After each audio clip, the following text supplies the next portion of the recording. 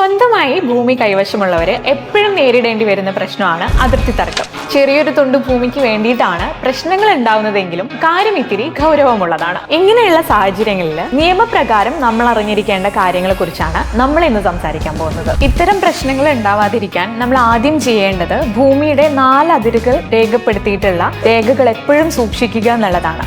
In case ഈ രേഖയിൽ ആർക്കെങ്കിലും തർക്കമോ സംശയമോ ഉണ്ടെങ്കിൽ ഭൂമിയുടെ നിജസ്ഥിതി ലഭ്യമാക്കാൻ വേണ്ടിയിട്ട് ഭൂമിയുടെ ഉടമസ്ഥന് തഹസിൽദാർക്ക് 10-ാം നമ്പർ ഫോറത്തിൽ അപേക്ഷ നൽകാവുന്നതാണ്. ഫിൽ ചെയ്ത് സൈൻ ചെയ്ത അപേക്ഷയിൽ 5 രൂപയുടെ കോർട്ട് സ്റ്റാമ്പ് നിർബന്ധമായിട്ടും പതിപ്പിച്ചിരിക്കണം. മറ്റൊന്ന്, വില്ലേജ് തലത്തിൽ റീസർവേ നടക്കുമ്പോൾ എന്തെങ്കിലും പ്രശ്നമുണ്ടെന്ന് ഭൂമിയുടെ ഉടമസ്ഥന് തോന്നിക്കഴിഞ്ഞാൽ ആ സമയത്ത് തന്നെ പരാതിപ്പെടാവുന്നതാണ്. ഈ പരാതി ഹെഡ് സർവേയർ പരിശോധിക്കുകയും തീർപ്പ് കൽപ്പിക്കുകയും ചെയ്യുന്നതാണ്.